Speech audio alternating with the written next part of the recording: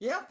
All right, Christians, this is Testimony Tuesday, and I got my sister, my favorite sister, Vanessa Martin. Of course, all my sisters are my favorites, so that's what I say. That's what I started to say. I think we all are. Yeah, exactly.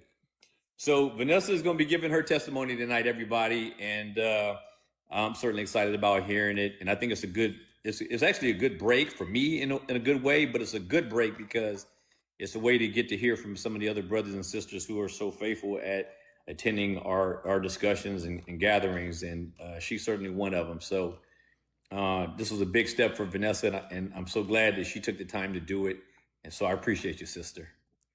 So we'll get right into it. This is the testimony of Venessa Martin, which is going to be immortalized and memorialized forever after tonight. So let me start by asking you some background questions because I just got a bunch of questions, and you can feel free to take your time to answer them however you feel like it, and I'll just kind of guide you along. And if somebody in the comment has a question, I'll field the questions for you, and all you have to do is just answer them the way you always would. So the first question is this: can you describe your religious or your spiritual background growing up? How was that? Oh, wow. Okay. Well, when we were children, about 5 or 6 years old, Dad took us to church. Mm-hmm. And then after a couple years, he quit going. Mm-hmm. And we were Baptist at the time. Mm-hmm.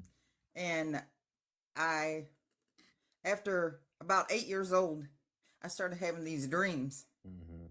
of Satan chasing me. Through, he was chasing me through this. It was like a trailer, Mm-hmm. but had a door on each side. Mm-hmm. And then he would take me, like, we had this big hole in our front yard, not literally, but Mm-hmm. in my dream, we had Right. this big hole in our yard. Mm-hmm. And he would try to get me to go down in that hole. Mm-hmm. So I knew from a small child that I was chosen by God. I knew that. Mm-hmm. And I knew that Satan was chasing me for some reason. Mm-hmm. And then after about when I was 13 years old, I got saved and baptized. And Mom and Dad came to church. But I usually went by myself. So, I mean, it was great. But then through my teenage years, I was fine until I got about 17 years old. And then I backslid and started getting out in the world and doing stuff I shouldn't be doing because I was ignorant in the word, honestly. I really was. Right. Right. So, but anything else? Yeah. No. Oh, we just getting started. We just getting warmed up, sisters. So buckle I up. know. I Buckle up, know. I just Buttercup, didn't as know they what to say. say. I just didn't know what to say. So let me ask you this. So what beliefs about God, if any, do you remember being taught as a child? What were some of the earlier um, things about God that you came to believe early on as a child, as well, a the first believer? thing I remember is Dad, when, he didn't have much of Jesus in him sometime, but he did tell me this. He said, "Don't you ever call me Father." He said, Mm-hmm. "Because you have one Father and he is in heaven." And Ah. so, see, I get kind of teared up. So, anyway, but he did tell me that. Um, what was the question again? No, that was it. What were some of the beliefs about God that you were taught that you remember being taught as a child? Yeah, I remember, that uh, that they taught me, that Jesus loves us all, which I Mm-hmm. found out it's not true. But Mm-hmm. anyway, um, we were taught that as we were growing up. And we Right. were taught that if we just asked God to forgive us, that we would be good. Mm-hmm. But I mean, I really did feel the spirit when I got saved when I was 13. Mm-hmm. And, but nothing like I should have. I'll put it that way because I don't think I knew anything. Right. Right.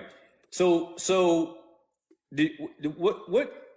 Now you talked a little bit about the dream that you had about the devil chasing you.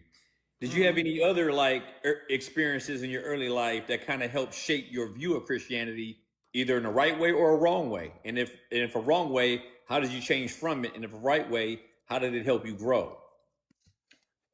I just honestly, when I went to church, it was Mm-hmm. mostly just full Baptist, preaching and all that, and I could feel, and singing. We had a lot of singing in our church, Mm-hmm. and but as far as shaping me, Mm-hmm. no, it was later.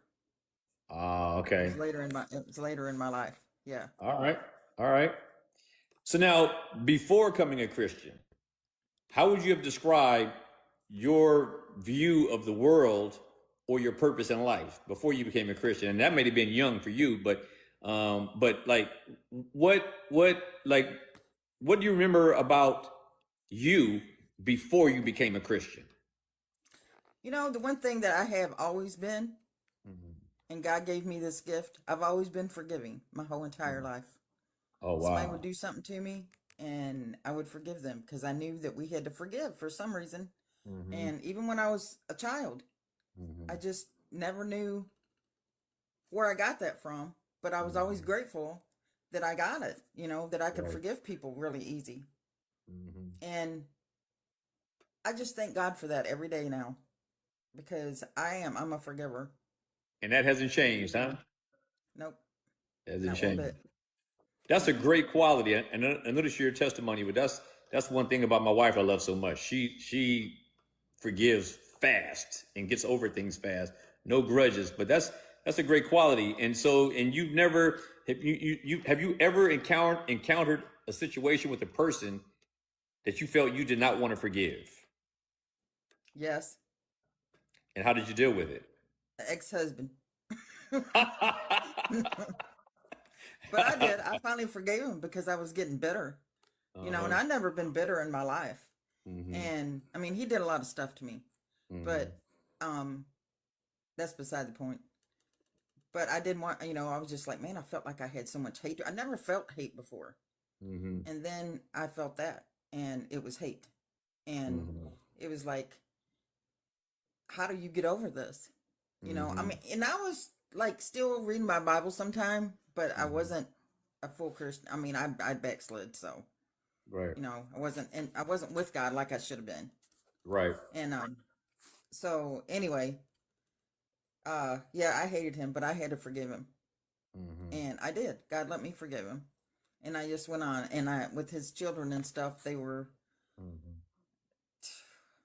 they kept in touch with me after we got divorced because they loved me. Right. So that was a good thing. Right. Now, who do you think who was probably would you say was the most instrumental person in you coming to faith, and then who would you say was instrumental in helping you sustain that faith that you have? All I can say is Jesus. So no, there was I no. never had no adult. I never had no adult. I mean, sometimes I would go over to my girlfriend's house and I go to church with them. A couple Hmm. girlfriends actually, but no, nobody really taught me anything. They were wild, because they were preachers' kids, Hmm. and at the time, preachers' kids that when I was growing up, they were pretty wild. They were worse Hmm. than other children. Yep. So, I mean, I just always felt God. I've always felt Him And my whole and and entire life. Even and so your mom and dad, neither one of them were like. And you said you came to faith at what age? I was 13 when I got saved. Okay, 13. Okay, so that's a big difference. So we'll talk about that. We'll talk about that in a second. Um, so is that when you were 13, is that when you first really began to start thinking about God and spiritual matters in a very serious way? Yes, And how did that and I did how did that until I was sorry. no, how did that come I did about? until I well after I got baptized and everything. I stayed in church. Hmm. Mom and dad didn't go to church with me. They did when I got baptized. They went that day and watched me get baptized. But other Hmm. than that, they didn't go to church. And but I always wanted to go to church because I always felt God and I wanted to know who He was. My Hmm. whole entire life. Right. I mean, I really do know that God was with me when I was in my mom's womb. I really know that. Wow. And I mean, it's just something that I've just always been. Hmm. I have always been with God, and I know that. Even though I went out, backslid, and did stuff I shouldn't have been doing because I didn't know any better. But now I do. Thank you. So what would your parents say when you would go to church? I mean, what did they ask where you were going? Did they say you couldn't go? I mean, what did you sneak out? What was that like? No, I asked them if they wanted to go with me, but no, they never wanted to go. I said, "You Really? want to go to church with me?" No, not today. Yeah, they and then I just Wow. would go, especially when I was a teenager. Hmm. And I and what do you think? Because I know that when we all become Christians, there ends up being this overwhelming sort of conviction that we can have. Did you experience something like that? Like just this weight on yes, you? And what was that like? yes, my heart would hurt so bad because I mean, I was a depressed child, Hmm. and I mean, I couldn't. I'm a very outgoing person when I'm in person with people, Yep. but I was kind of withdrawn when I was a Hmm. child. Hmm. I uh, I would stay in the house and watch TV and stuff all the time because I didn't want to be around people. Hmm. And but I always felt like I never felt alone because I always knew that God was with me, but I Hmm. just knew that everybody was different than I was. Does that make sense? Yeah, that totally makes sense. That totally Yeah. makes sense. Yeah. So was there like now, and most people have this kind of a situation, but was there like any particular event, crisis, question that stirred your interest in faith at all? Anything like that? Because usually there's something that triggers a person that to seek and whatever. And I know you came at a young age, but sometimes there's usually some kind of an event or crisis or something that sort of really stirs you up. Was there anything like that with you? When I got older, I when I was older, I was going to church, and we were in a revival, Right? and this guy came. They were from the south. Some of the people were from the south, Hmm. and this guy came, and his name was Burl, and I called him Brother Burl. And Hmm. his wife was, I think, Christina. I'm not sure. I can't remember her name very well. But anyway, um, they came to my house because the people that I was at church with, they didn't want anything to do with him for some reason. Hmm. And I told him, I said, you can come and stay at my house. So him and his wife came, and the reason that they wanted to wait to go somewhere was because they needed a muffler for the car. Hmm. And I said, well, how are you going to get that? I said, because the church just doesn't seem like they want to give you money or anything. And he Hmm. said, God will give it for me. And so I said, okay. Well, then one night we was at my kitchen table, and I asked him, I said, Brother Burl, is there a way that I can learn more about God than what I know? And Hmm. he said, let me tell you something, Vanessa. He said, most people will go out in the bars and hang out till 2 or 3 o'clock in the morning and do whatever they want to do, get drunk and dance and do whatever. Hmm. But nobody wants to sit down and learn about God. Hmm. So that night I said, well, I'm willing. So me and him and his wife sat down at my kitchen table, and we started reading the Bible. And all of a sudden the Spirit came over me, and literally God showed me who Jesus was. Sorry. That's all right, sister. Don't be sorry. Just take your time. Take your time. Take your time. And how he showed me who Jesus was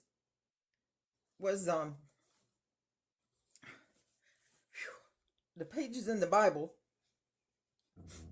honestly, and this is literal. Hmm. The words on the page jumped off and showed me who he was. He says, I am the Word. So, thank you, Lord. That's all right, sister. Take your time. This is all about you tonight. Say, take your time. You're all right. And anyway, so I was really happy, and I felt the Spirit was all over me for days. Mm-hmm. And I went back to church that day, or that was it next Wednesday, I think it was the Wednesday. No, Mm-hmm. because we were having a revival, so we were there Monday, I think it was. And Mm-hmm. they told me I was Jesus only because I knew who the Word was. Mm-hmm. And I said, I am not Jesus. So I started this church out of my house. Mm-hmm. And so, but they kicked me out of church. Wait, you And they started a told me, church. You started a church at your own house, and you got kicked out of that church? yes. Wow. Oh yeah, I've been through some stuff, boy. I'm gonna tell you. But that's all right. We all have our stories, don't we? We But do. anyway, We all do. well, there was a man that came. I was at the Church of God because I was in a Pentecostal church at the time, Mm-hmm. and I was at the Church of God, and um, this man came, and he was going to be our new preacher, Mm-hmm.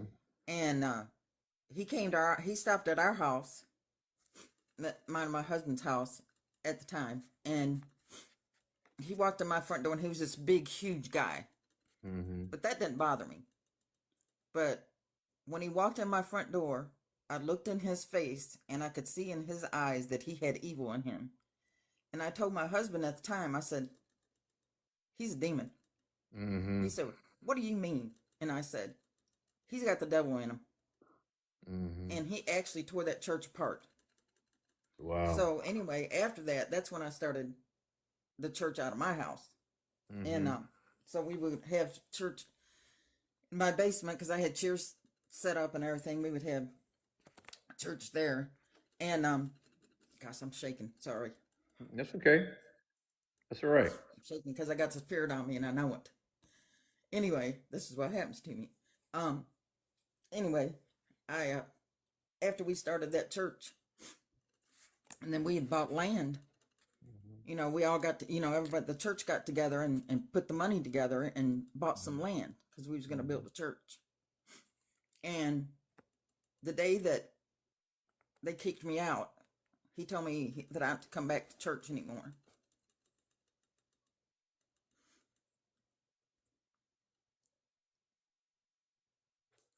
God drove my car home that day. That's all I can say because I don't even remember going home. And but he told me on the way home, he said that church will never be built, and it never was. Hmm. You know, like I said, he's always gave me gifts Mm-hmm. and showed me things. And even though it's only for me, it's wasn't for somebody else, you know. Right. And anyway, that was that part of my life, and that's my kids was in church, and everything. And now my son's he doesn't even believe in God because I think that we all got hurt Mm-hmm. because when they kicked me out of church, I mean that was the worst hurt, one of the worst hurts I've ever felt in my life. I mean, because it was, I love them people, and they were it would be like losing one of you guys, or losing you guys. And it was like, man, I don't know if I'll ever trust anybody again as far as people were concerned. And anyway, I got through that. God got me through all that. And then my husband was preaching at the time. And he wasn't very much of a preacher, but that's my opinion. Um, well, because we were dispensationalists at the time, and I didn't even know what that was. Right. Okay, Right. and the true word of God was not coming through. Right. And so anyway, he we kept going back and forth, and anyways, we ended up in a divorce. And Mm-hmm. that was really hard for me. And now I backslid again then because I was just like so upset. And then I started drinking a little bit. I wasn't an alcoholic, but I drank a lot at the time.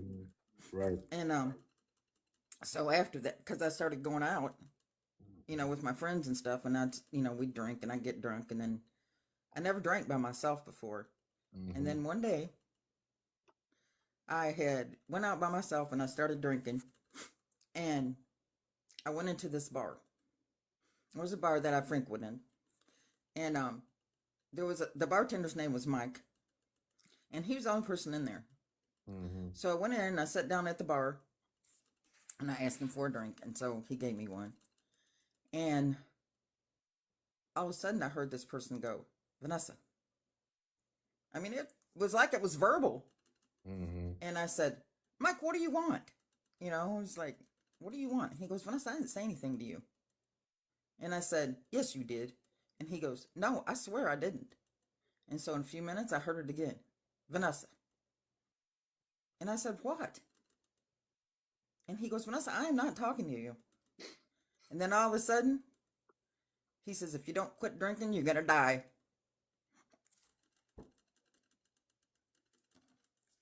Yep. And I got up and walked out of that bar and never went back. So that was a good thing. So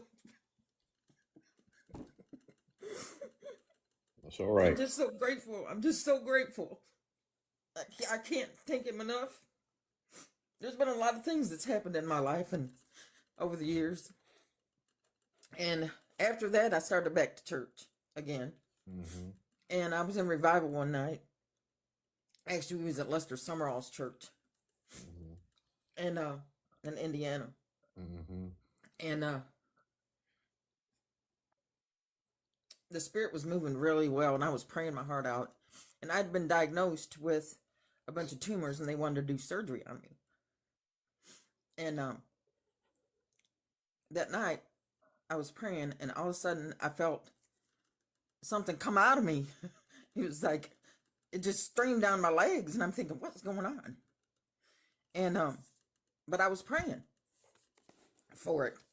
And so anyway, it was like 6 months later that I went back to the doctor. And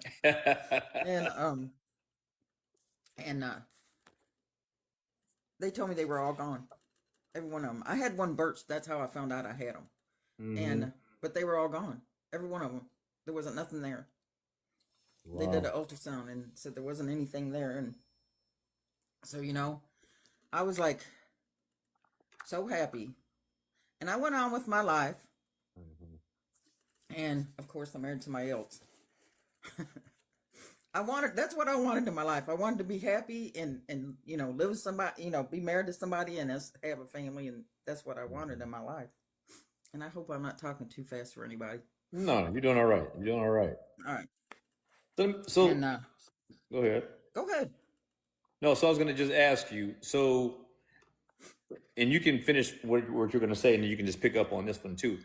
So, like before you were converted, right? Before you got to this point, what were your thoughts about sin, guilt, morality? What was in your mind leading up to your conversion about those things? Sin, morality, and guilt. Well, guilt is hard, man. I had a lot of guilt because I was doing things that I shouldn't be doing. And I didn't want to do them, but I was doing them anyway because Satan was like right on my tail. And but I mean, like I said, there was things that I done that I was not happy about. Morality, I always wanted to be. I always thought morals, because God gave them to us. God gave us our morals in our minds, and so we pretty much knew what morals was. I did anyway. But what was the other part? Morality, sin, and guilt. Oh, sin. Yeah, sin. Like what was your like? Because Horrible. yeah. So what was like? What I'm trying to get at is like most of the time, how we perceive these things, sin, morality, guilt, it plays into what brings us to Christ to a lot of degree. I mean, it's different for everybody, but in different degrees. But for you, what were your thoughts about these things? Did you think about those things? Did they weigh in on you coming to Christ? I mean, how did that affect you? How did those things affect you? Or what was your perspective on those things? As far as sin goes, I just knew that anybody that was doing what they shouldn't be doing was going to go to hell. That's what I knew. Right. And I would see people doing things that I knew they shouldn't be doing, and I would say something to them, and ask them, did they know Jesus? But as far as myself, I knew I shouldn't sin, but I did. We all do. But not on purpose. I never sinned on purpose until later, because I backslid again, because I went through a divorce and another one. And I'm telling you, man, I've lived through it, but I am old enough to live through it. So, and then I started going out and doing things I shouldn't be doing.